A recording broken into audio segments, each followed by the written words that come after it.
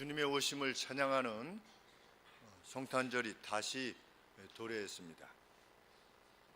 주님이 오신 이유를 묻는다면 사람들은 대부분 주님께서 십자가에 우리 대신 달리셔서 그 죄에 대한 벌을 감당하기 위해서 오셨노라 이렇게 답할 것입니다. 그리고 그것은 맞는 말씀입니다. 그것이 예수님 오심의 클라이막스입니다.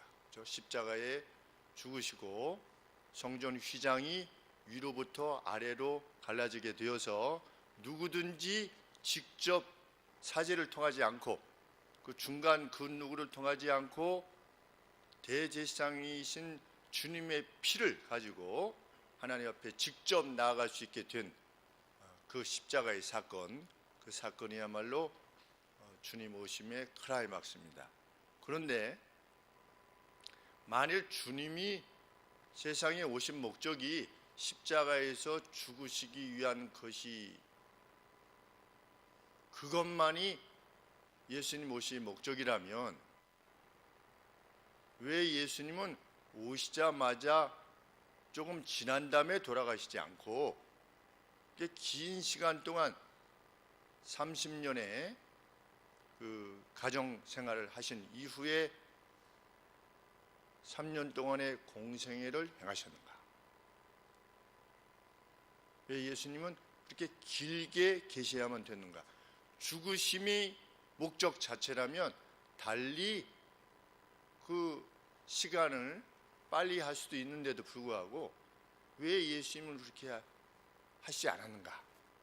이런 질문을 던져보아야만 됩니다. 그렇지 않겠습니까? 그런 질문을 던져보신 적이 있는지는 잘 모르겠지만 30살까지 계시다가 어느 날 나타나셔서 내가 바로 그 구약에 그 보내고만 약속한 그 메시아다. 내가 너희를 위해서 죽는다. 그러니 나를 믿어라. 그리고 바로 돌아가실 수도 있는데 어떤 방식으로 돌아가실 것도 이제 주님이 결정하셨겠죠. 그런데 왜 주님이 그렇게 빨리 돌아가시지 않고 33년의 이 땅을 사셔야만 했는가? 오늘 본문이 그것을 말해주고 있는 겁니다. 우리는 성경이 주님의 오심에 대해서 단지 십자가의 죽음만을 그 차원에서만 말하고 있지 않다는 사실을 성경의 여러 부분들에서 확인해야만 됩니다. 그러니까 주님이 오시는 것은 아주 다양한 차원에서의 오심이라는 것이지요. 42장 1절부터 4절을 봉독해 드렸는데 여기서 계속해서 반복되는 내용은 무엇입니까? 내가 붙드는 나의 종 내 마음에 기뻐하는 나의 택한 사람을 보라. 내가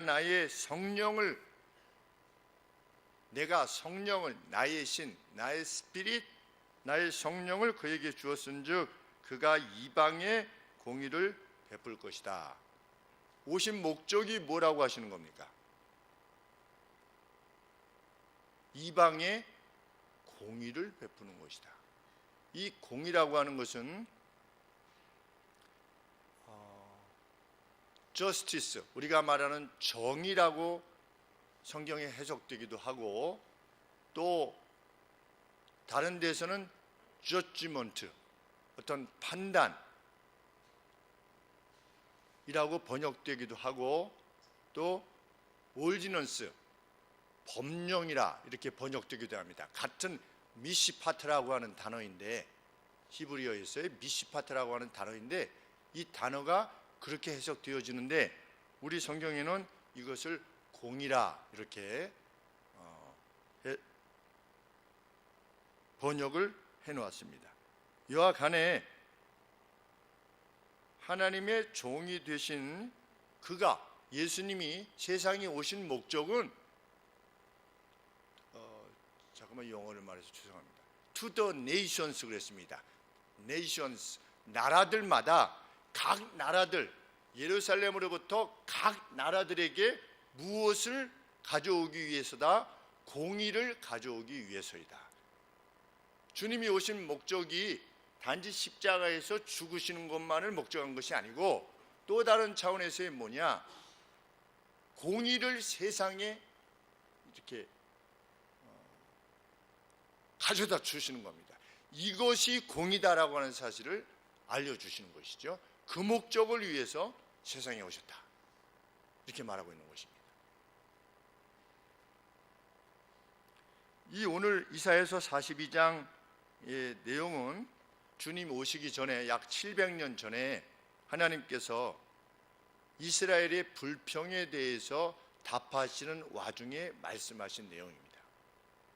그들이 뭐라고 불평을 했냐면 우리 40장 27절에 보시면 야곱아 그랬는데 이스라엘 백성들을 말하는 것입니다. 특별히 남유다겠지요.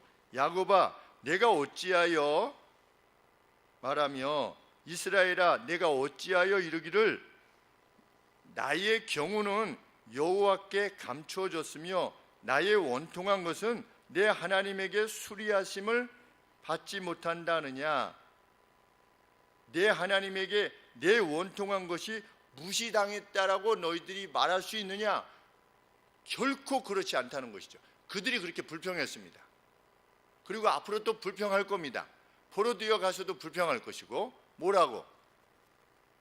아니 하나님이 어떻게 우리 거는 안 들어주는 거야? 하나님이 좀 이렇게 공의롭지 않으시잖아 라고 불평을 했는데 그 불평에 대해서 답을 하시는 와중에 오늘 42장 1절 말씀의 내용이 있는 것입니다. 내가 공정하지 않은 신이기 때문이 아니라 너희의 고통 가운데 있는 것은 너희의 죄악 때문이라고 하는 사실을 기억해라. 나는 어떤 신이다? 28절 말씀에 40장 28절 말씀에 영원하신 하나님 여호와 땅끝까지 창조하신 자는 피곤치 아니하시며 곤비치 아니하시며 명철이 아니 없으셔서 피곤한 자에게는 능력을 주시며 무능한 자에게는 힘을 더하셔서 소년이라도 피곤하며 곤비하여 장정이라도 넘어지며 자빠지겠지만 오직 여호와를 앙망하는 자는 새 힘을 얻게 될 것이다. 너희들이 그러한 재난 가운데 있는 것은 나를 앙망하지 않았기 때문이다. 왜?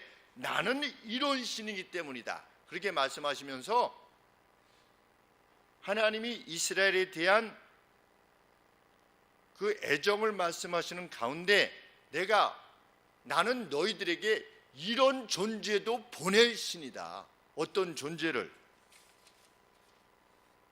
내가 붙드는 나의 종, 내 마음에 기뻐하는 나의 택한 사람을 보낼 정도로 너희를 사랑하는, 너희를 위하는 신이다. 내가 나의 성령을 그에게 줄 것이고 그러면 그가 이방에 공의를 베풀 것이다.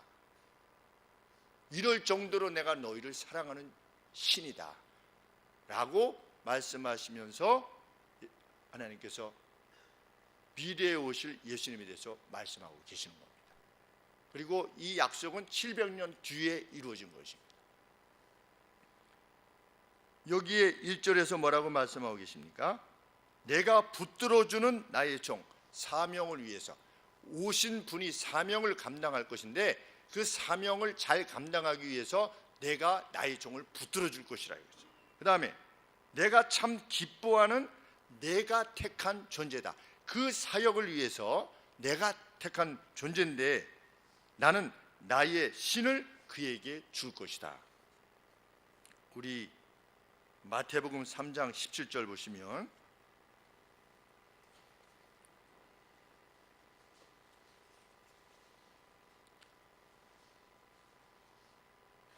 예수께서 세례를 받으시고 16절에 마태복음 3장 16절에 예수께서 세례를 받으시고 곧 물에서 올라오실새 하늘이 열리고 하나님의 성령이 비둘기같이 내려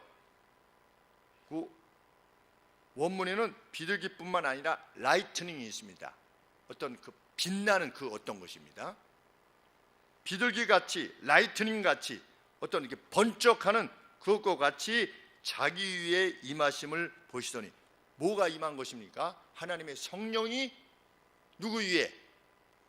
지금 42장 1절에서 언급하는 것처럼 내가 그의 위에 나의 영을 보낼 거다 그랬는데 오신 예수님이 세례를 받으실 때 하나님의 성령이 그에게 임하시고 17절 하늘로서 소리가 있어 말씀하시되 이 사람은 누구다? 내 사랑하는 아들이요 내 기뻐하는 자라 하시니라. 다시 42장 1절에 가시면 내 마음에 기뻐하는 나의 택한 사람을 보라. 우리는 여기서 말하는 종이 오신 예수 그리스도라는 사실을 알게 됩니다. 하나님께서 보내실 종을 통해서 이루실 바가 무엇이라고 그랬습니까? 그가 이방에 공의를 베풀 것이다. 다시 3절에도 상한 갈대를 꺾지 아니하며 꺼져가는 등불을 끄지 아니하고 진리로 공의를 베풀 것이다. 다시 4절에 그는 쇠하지 아니하며 낙담하지 아니하고 세상에 공의를 세울 것이다. 지금 무슨 단어가 계속 반복됩니까? 공의를 세울 것이다. 세상에. 이것이 주님이 오셔서 행하실 일인 겁니다. 내일 오신 주님이, 우리가 기념하는 주님이 오셔서 각 나라마다 행하신 바인 것입니다. 그러면 공의를 모든 나라에 가져오게 하신다는 것이 무엇을 의미하는 것인가? 우리는 연이은 문맥에서 그것이 무엇인가를 찾게 됩니다. 2절 보시면 그가 외치지 아니하며 목소리를 높이지 아니하는 상태로 그 소리가 거리에서 들리지 않게 하는 형태로 공의를 집행할 것이다.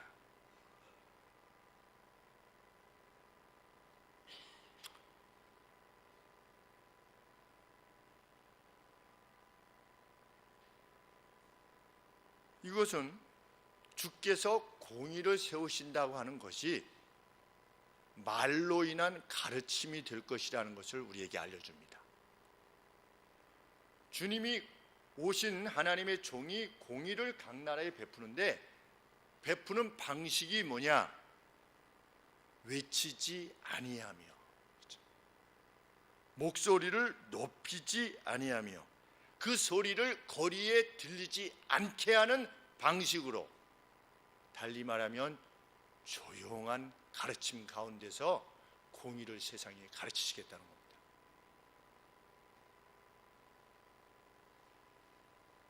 그러면 그 가르침의 목적은 무엇입니까? 3절 말씀에 상한 갈대를 꺾지 아니하며 꺼져가는 등불을 끄지 아니하는 그 목적을 위해서 공의를 베푸실 것이다. 우리 갈대는 갈대 자체가 약하지 않습니까? 그런데 이미 약한 갈대인데도 벌써 이게 구부러졌어요. 꺾어졌어요. 그럼 갈대로서의 그 가능성이 전무한 거지. 어떤 그 가치가. 그렇죠? 그 다음에 꺼져가는 심지.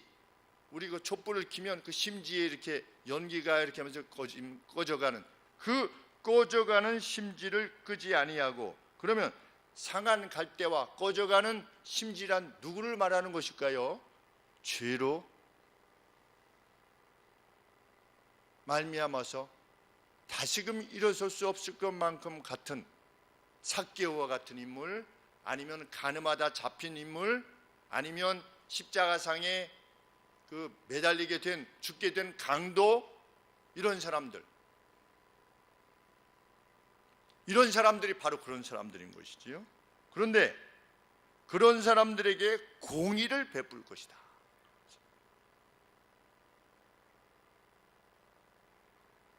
이 두 가지 사실을 감안한다면 하나님의 오실 하나님의 종은 조용한 말로써 조용한 가르침으로써 이 조용함이 가능하게 된 이유는 무엇입니까? 오신 주의 종은 자신을 보내실 하나님만을 절대적으로 신뢰하기 때문입니다. 그러므로 크게 외치지 않아도 되는 것입니다. 하나님을 전적으로 신뢰하기 때문에 조용한 가르침으로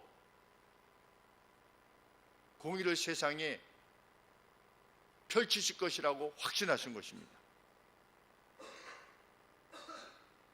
그래서 누구를 건져내시기 위한 것입니까? 상한 갈대와 같은 꺼져가는 심지어와 같은 심령들을 건져내시게 될 것이다. 무엇을 알리심으로? 하나님의 공의가 어떤 것인가를 알리심으로,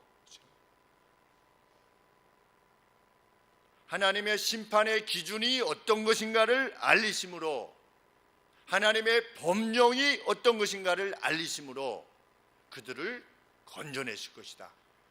그래서 주님이 오셨다는 겁니다. 그래서 오셔서 3년 동안 예수님 뭘 하셨습니까? 두 가지 사역을 하셨죠. 연약한 자들을 회복시키시고 죄인들을 부르셨습니다. 계속해서 부르셨습니다.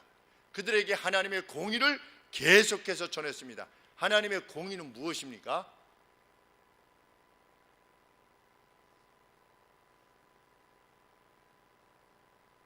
죄로 허덕이는 자라 할지라도 예수 그리스도의 대신 죽어주심을 통해 누구든지 구원을 얻을 수 있다고 하는 사실, 그것이 하나님의 공의라는 것을 세상에 알리신 것입니다. 그리고 3년 동안의 공생애를 통해서 접하게 되는 어떤 사건들 속에서 무엇이 공의냐, 하나님의 심판의 기준이며 하나님의 법령인가를 세상에 알리신 것입니다. 세상을 창조하신 신의 그 법령이 뭐냐를 알리신 것이죠. 과연 이 사명을 위해서 오신 주님이 어느 날 사람들로부터 이런 질문을 받게 됩니다. 안식일에 사람을 고치는 것이 그것이 율법적입니까? 아닙니까? 이렇게 예수님에게 질문했습니다. 손이 마른 자 어떻게 말하는지 모르겠지만 안식일에 아무것도 하지 말라고 하신 그 안식일에 사람의 손을 낚이는 것이 그게 옳은 것입니까? 아닙니까? 이렇게 물었습니다. 예수님한테. 그랬더니 예수님 뭐라고 답변하셨냐면, 너희들이 안식일에 양이 구덩이에 빠지면 그거 건져내지 않느냐?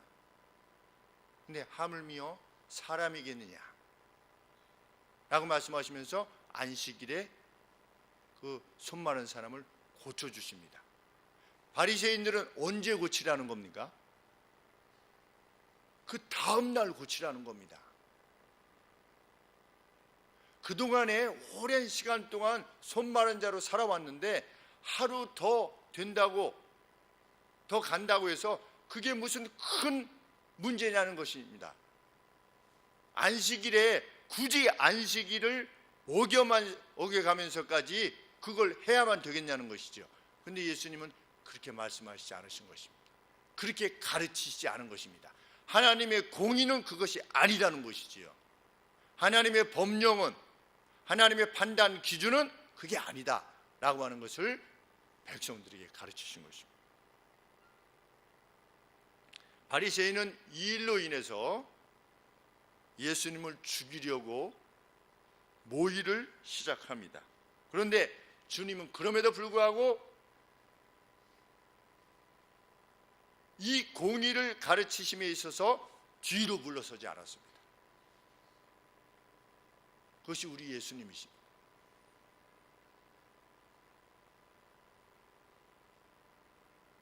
사절 말씀에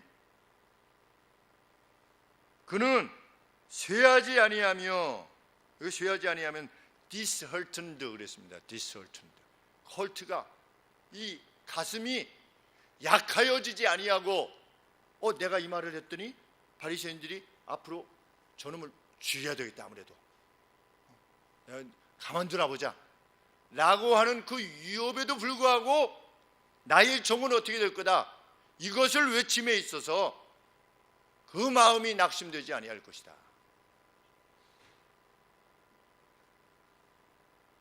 낙담하지 아니하고 했습니다.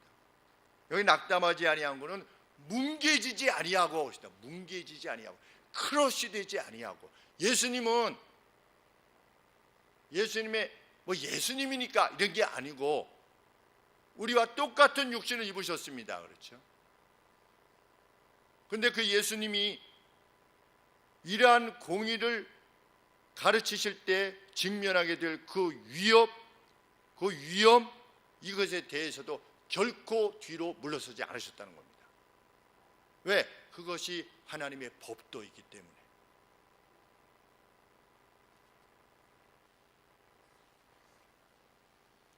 그런데 예수님께서는 이렇게 손 마른 자를 고치시고 병든 자를 고치신 다음에 그들에게 뭐라고 말씀하셨습니까?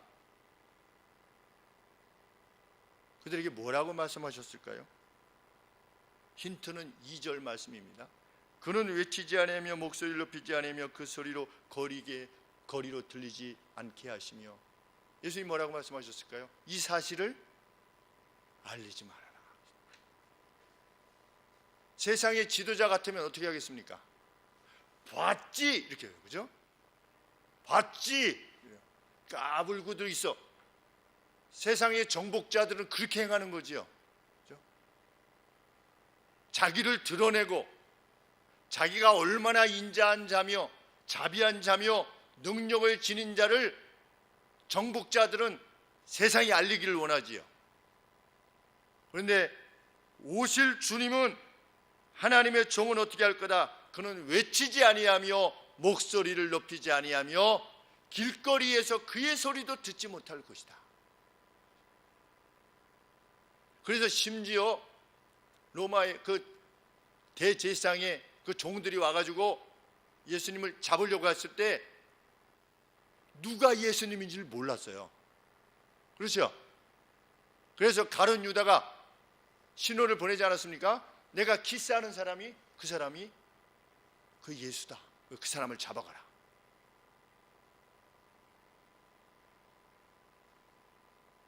그때는 뭐 신문도 없고 사진도 없고 그래서 그렇겠지 않았겠는가. 아우구스투스 신의 아들 아우구스투스는 이 로마의 동전에다가 자기의 초상을 그려놨습니다. 예수님도 얼마든지 그러실 수 있겠지요. 내가 그다. 이렇게. 그러나 우리 주님은 바리새인들과 과격하게 논쟁하지 않으셨습니다. 성부 하나님만을 신뢰하여 나가신 것입니다. 예언 그대로입니다. 그래서 마태복음 12장 18절 이하에서 마태는 이렇게 본문을 인용하고 있는 것입니다. 마태복음 12장 14절에 바리새인들이 나가서 어떻게 하여 예수를 죽일고 의논하거늘 예수께서 하시고 거기를 떠나가시니 예수님은 거기를 떠나가셨어요. 사람이 많이 쫓느니라 예수께서 저희 병을 다 고치시고 자기를 나타내지 말라 경계하셨사. 소리를 외치지 않아야 하셨어요. 이는 왜냐하면 선지자 이사야로 말씀하신 바 이사야 42장 1절 보라 나의 택한 종 곧 내 마음에 기뻐하는 바 나의 사랑하는 자로다. 내가 내 성령을 줄 터이니 그가 심판을 이방에 알게 하리라. 여기에서는 심판으로 번역이 됐죠. 아까는 공의로 번역이 됐고, 그렇죠? 21절 말씀에 또한 이방들이 그 이름을 바라리라 함을 성취하기 위함이더라. 그래서 이 본문을 인용한 것입니다.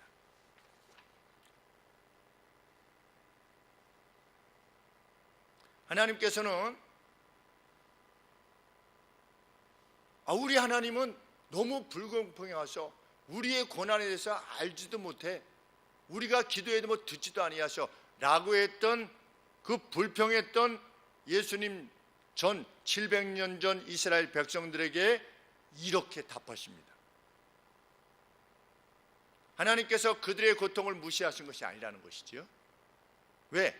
나는 이런 나의 종도 보낼 신이기 때문에.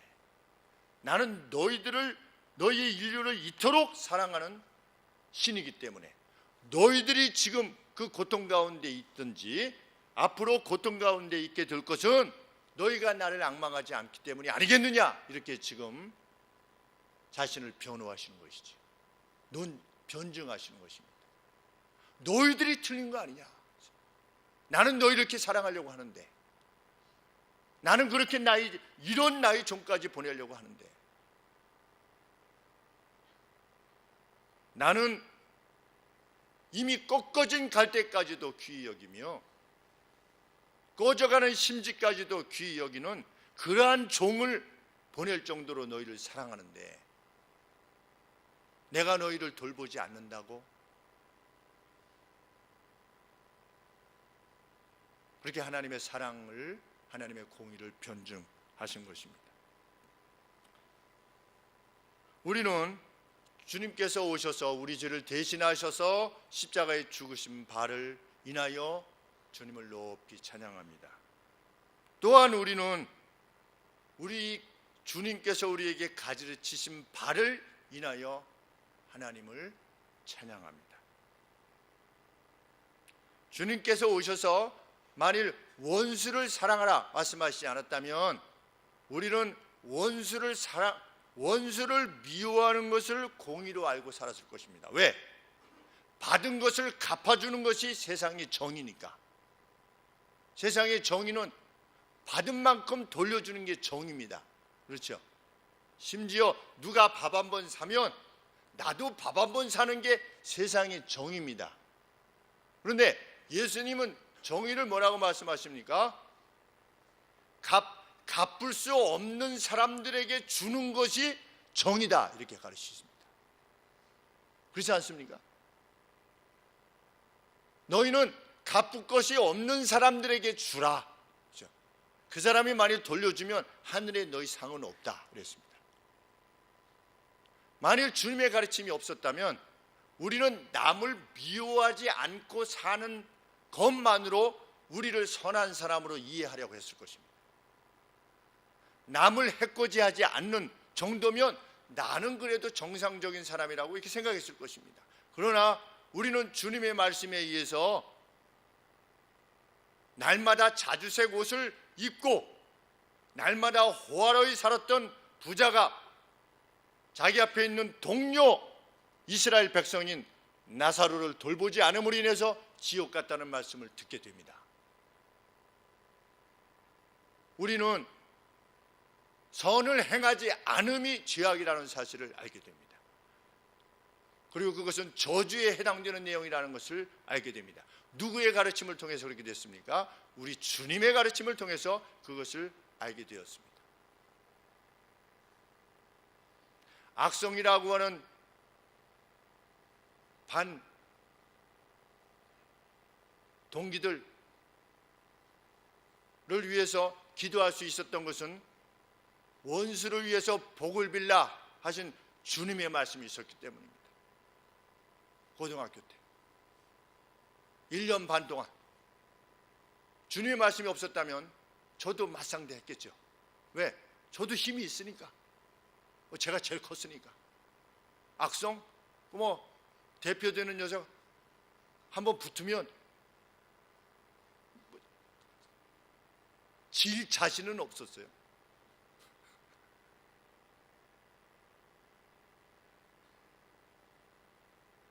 내게 인사하는 사람에게 인사하는 거, 그건 사랑이 아니고 그거 공의가 아니다. 예수님이 가르쳐 주셨기에 우리는 아파트에서 3년 동안 인사를 먼저 해도 인사를 받지 아니하는 그 누군가에게 계속해서 인사할 수 있는 겁니다. 제가 15년 살았습니다. 일산에 있는 아파트에서. 저희는 이 엘리베이터가 없고 계단입니다. 5층. 그래서 올라갔다 내려갔다 하면 이게 서로 얼굴을 마주치게 됩니다. 어떤 분을 3년 동안 인사를 했습니다. 3년 만에 그분이 저한테 인사하셨습니다.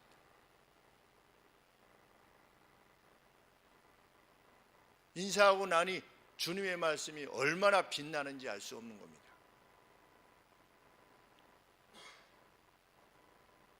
주님의 말씀이 없었다면 우리는 결코 삭개오를 용서할 수 없을 것입니다. 삭개오를 어떻게 용서합니까? 친일파를 어떻게 용서할 수 있습니까? 친일해서 돈을 왕창 걷어가지고 잘 먹고 잘 사는데, 호화롭게 사는데 친일파를 어떻게 용서할 수 있습니까? 주님은 용서하셨습니다. 그것이 정의라고 했습니다. 그 용서를 통해서 상대가 감동하여 원래의 인간으로서 지어낸 그 사랑의 길을 가도록 하는 것, 그것이 정의다. 그것이 하나님이 말씀하시는 정의요, 심판의 기준이다 라고 하는 것을 우리는 예수님을 통해서 들었기에 오늘도 그렇게 행하려고 하는 것입니다. 그래서 그리스도인들은 친일파를 미워하지 않는 것입니다. 악한 행동을 통해서 돈을 많이 벌어서 잘 먹고 잘 사는 사람을 미워하지 않는 것입니다. 단지 불쌍히 여기는 것입니다. 그리고 그를 위해서 기도하는 것입니다. 하나님, 저가 회개하여 돌이켜 참된 의를 알게 하여 주시옵소서. 돈이 저렇게 많은데도 불구하고 저렇게 힘들게 살아갑니다. 저 얼굴에 화평도 없고 기쁨도 없습니다. 하나님, 불쌍히 여겨 주시옵소서. 돈을 다 없애신다 할지라도 저 가슴에 뜨거움 있게 하여 주시옵소서. 우리가 그렇게 기도하는 것입니다.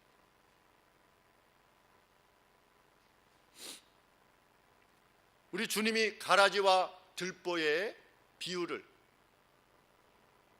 행하시지 않았다면 우리는 남의 잘못에 열광하는 삶에서 벗어나지 못했을 것입니다. 요즘 사람들은 남의 잘못에 열광합니다. 이거 잘못했고 저거 잘못했고 저 죄악죄였고 저것도 잘못했고, 에이, 아주 나쁜 놈이구만. 거기에 열광합니다. 그러나 우리 주님은 너희 눈안에 있는, 정말 남을 바로 이끌기 원한다면 너희 눈안에 있는 들보를 먼저 보고 그것을 빼내고 밝히 보고 형제의 눈에서 티를 빼내라. 정말 남을 도와주고 싶으면, 남을 깨우치시고 싶으면 우리는 주님의 말씀이 없었다면 저는 저 세리와 같지 아니함을 감사하나이다, 저 나쁜 놈과 같지 아니함을 감사하나이다 하고 일생을 살았을 것입니다.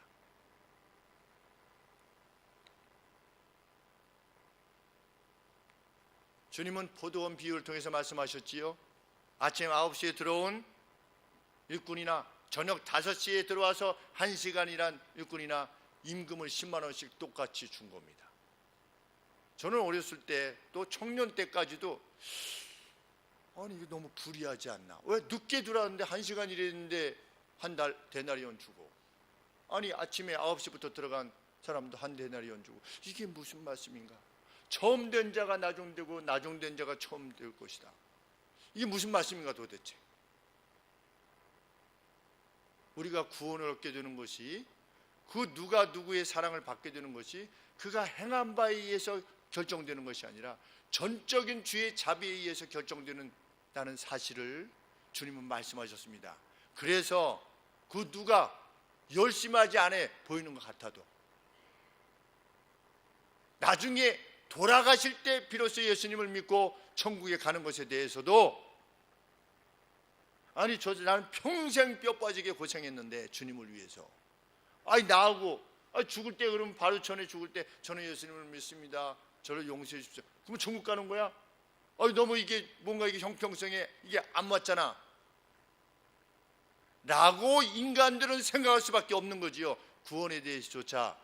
누가 그랬습니까? 이스라엘 백성들이 그랬습니다. 그러나 주님은 가르쳐 주신 것이지요. 네가 불림을 받게 된 것도, 일할 수 있는 그 포도원에 들어갈 수 있게 된 것도 일을 필요로 해서가 아니라 주인이 너에게 주기 위해서 너를 부른 것이다라는 사실을 인식해야 되지 않겠느냐. 이런 가르침이 없었다면 우리는 하나님의 공의에 대해서 그런 게 어디 있어요? 라고 말하게 될 것입니다. 그래서 우리 아동부에 이 말씀을 전했더니 아이들이 저 이렇게 했어요. 우리 재문이가 9시에 들어왔어. 이게 돈을 준다고 그랬어. 그래서 재문이가 이랬어. 그다음에 또 옆에 누가 있었죠? 이현인가? 일단 누가 있었어요. 그래서 12시에 불렀어 주인이. 그리고 건율이는 오후 5시에 부른 거야 주인이. 그래가지고 건율이한테 오후 5시부터 6시까지 1시간 일했는데 10만 원을 준 거야. 그럼 이 사람들이 어떻게 생각하겠어? 재물이 어떻게 생각하겠어? 그랬더니 저는 한 20만 원. 이게 너는 어떻게 생각할 것 같아? 저는 12시부터 했으니까 한 15만 원 정도. 근데 그 주인이 와가지고 너희들한테 똑같이 10만 원 줬어. 그럼 너는 어떻게 생각하겠어? 이거 뭐. 근데 진짜 사랑의 사람이라면 어떻게 생각하겠어? 재문아, 그 나중에 들어와서 1시간 동안 일한 사람에게, 그 1시간 일한 사람은 하루 종일 그 자기를 불러줄 사람이 없는가라고 그걸 안타까워하면서 저녁 5시까지 거기 길거리에 있는 사람이 낫겠어? 미리 불림을 받아가지고 그 주인의 집에서 일하는 사람이 더 나을 것 같아. 그랬더니 이 사람이 더 나을 것 같아. 그렇죠? 그러면 이 사람이 그 사람에 대해서 뭐라고 생각해야 될 것 같아? 저 사람은 하루 종일 불러주는 사람이 없어가지고 그냥 마음고생하다가 그래도 불림을 받아가지고 나랑 똑같이 10만 원을 가지고 가는구나. 기뻐하겠어, 안 기뻐하겠어? 기뻐하겠어요. 동의가 잘 안 되는 겁니다. 동의가. 많은 사람들이 그것을 정의라고 생각한다면 예수님이 굳이 그렇게 가르치지 않겠죠. 처음 된 자가 나중되고 나중된 자가 먼저 된다. 주님으로부터 무엇인가를 받는 것은 그 자신이 행한 노력의 결과가 아니라는 어떤 관용어입니다. 처음 된 자가 나중되고 나중된 자가 먼저 된다. 나중에 예수님 믿는 사람들이 장로님 된다. 이게 아니에요. 얼마나 안타까운 일입니까? 그렇죠? 나중에 믿더라도 하나님 열심히 믿으면 그럼 왜 그 비유를 주셨겠어요? 말이 안 되는 내용이잖아요. 그래도 그렇게 말한다면 하나님의 말씀을 완전히 엉터리로 만드는 거 아니겠습니까? 그 말씀이 양쪽 끝에 있습니다. 비유 전에도 있고 비유 후에도 있습니다. 처음 된 자가 나중되고 나중된 자가 처음 되리라. 첫째가 될 것이다.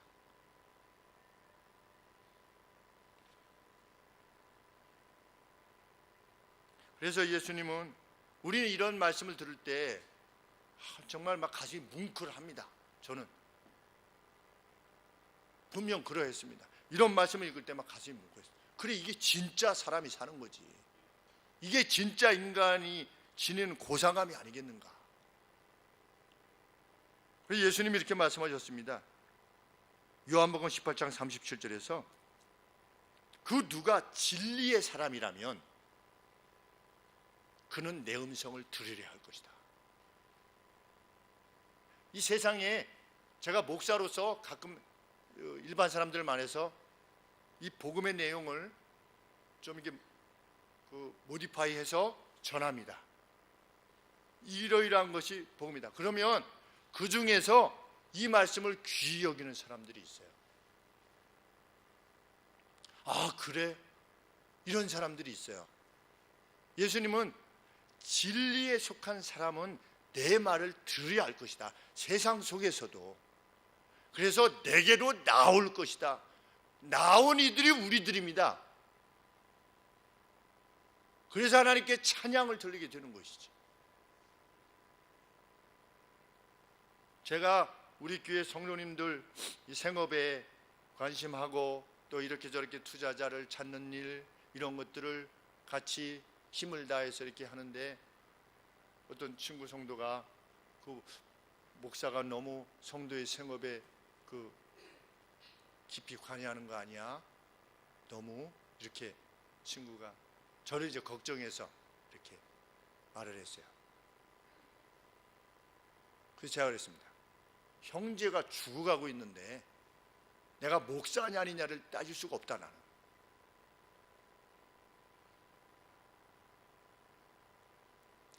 형제가 어디서 쫓겨나고 있는데 내가 가만히 있을 수 없다. 만약에 내가 목사라고 해서 거기에 개의치 않으면 내가 가족이냐? 내가 가족이냐? 그게 가족이냐? 이럴 때는 여기까지 하는 게 좋습니다라고 하는 게 그게 가족이냐?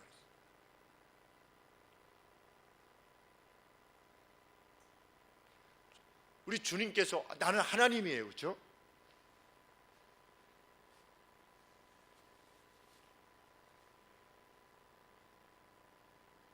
성경은 이렇게 말하죠. 주님은 하나님이신데 하나님 되심을 붙잡을 것으로 여기지 아니하시고 낮고 천에 인간의 몸을 입고 오셨다. 우리 주님은 신이에요. 신인데도 불구하고 자기 몸을 버리셔서 죽으셨어요. 그렇죠? 목사가 성도의 삶에 너무 개입하는 거 아니냐 걱정해서 하는 말이죠. 그러나 주님은 죽으셨어요. 그렇죠? 죽으셨어요. 주님이 그렇게 하시지 않았다면 저도 그렇게 안 했을 겁니다. 그렇죠? 제 안에 무슨 특별한 사랑이 있어 그렇게 하겠습니까? 주님의 가르침이 있기 때문에 그렇게 하는 것이죠.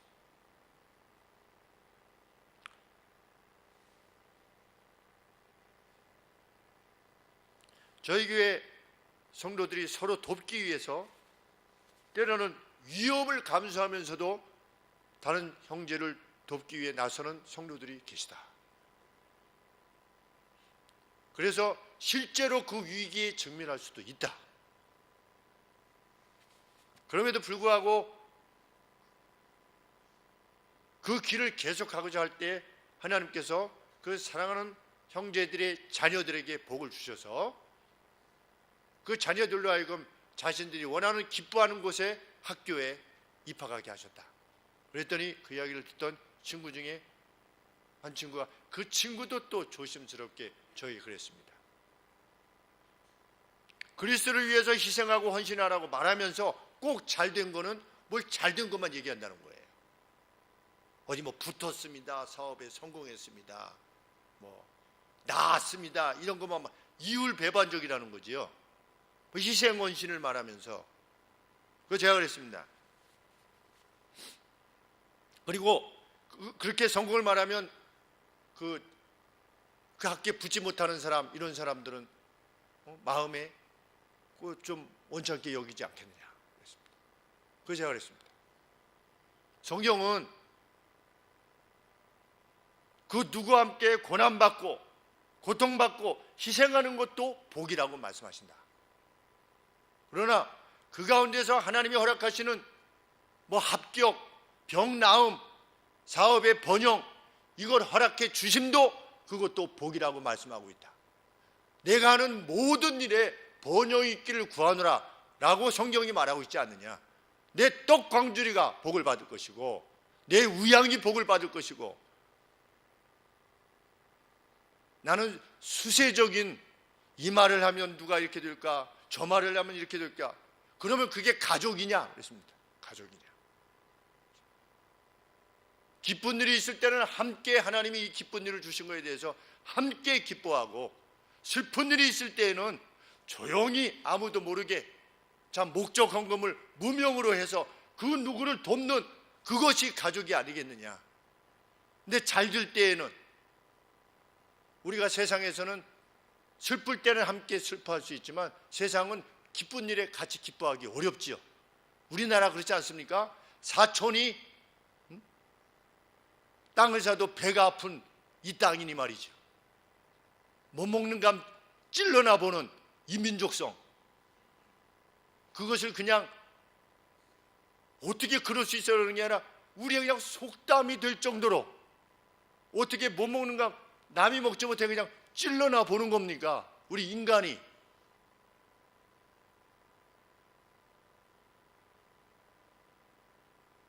함께 기뻐하고 함께 슬퍼하는 그 하나됨이 있는 그 교회가 정말 하나님의 공의가 넘치는 교회라고 우리는 확신하는 것이죠. 그래서 물러설 수 없는 것입니다. 여기서. 물론 이 기독교 방송들에 있는 분들이 나와가지고 예수님 믿으면 이거 잘 됩니다 저거 잘 됩니다 하도 이렇게 말하다 보니까 거기가 자꾸만 타부시 돼가지고 그것이 아주 식상해져서 그렇게 말할 수 있지만 제가 그랬습니다. 내 주변에 있는 내 친구 목사들 내 동료 목사들은 그렇게 말하지 않는다. 자기 성도들을 위해서 나 이상으로 하고 있다고 그랬습니다. 왜? 가족이니까. 그것이 그리스도께서 말씀하신 공이니까. 많이 주신 목적이 뭐라고 그럽니까? 가난한 자들과 나누어서 이분이 되도록, 그 평균값이 되도록 하심이 하나님의 법이라고 말씀하시지 않습니까?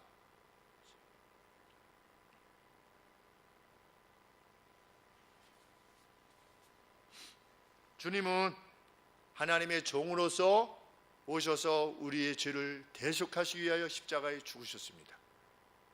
또한 3년간의 공생애를 통해서 하나님의 나라에서 이루어질, 장차 우리가 갈 나라, 그 나라에서 이루어질 하나님의 공의가 무엇인가를 우리에게 알려주셨고, 그 천국을 사모하는 이는 이 법대로 살 것을 요청하셨습니다. 그리고 이 법대로 사는 이들에게 주께서 평강을 허락해 주실 것이며 멸류관을 허락해 주실 것을 약속해 주셨습니다. 우리는 그것을 믿어 나갑니다. 주님이 그 가르치심을 위해서, 그 대속을 실현하시기 위해서 오신 성탄을 함께 축하하는 것입니다. 기도하겠습니다.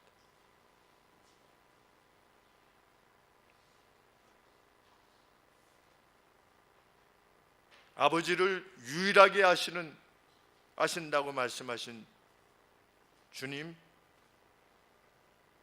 그 아버지에게 들으신 말씀을 우리에게 전하라 말씀하신 주님, 우리는 오신 주님으로부터 많은 말씀을 들었습니다.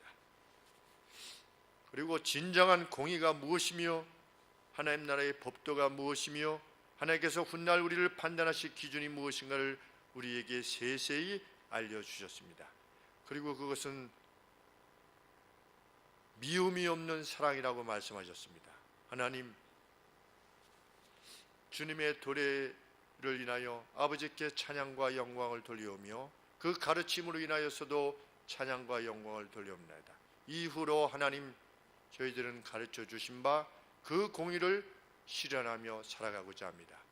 하나님, 용기를 주시고 뒤로 물러서지 않게 하여 주시고, 하나님, 이 사랑을 위하여 끊임없이 분투하며 싸우는 저희들의 일생이 되도록 하나님께서 복을 허락하여 주시고, 이미도 그리 살고 계시는 성도들에게 한없는 위로와 아버지여 힘을 허락하여 주시옵소서. 예수 그리스도의 이름으로 기도합나이다. 아멘.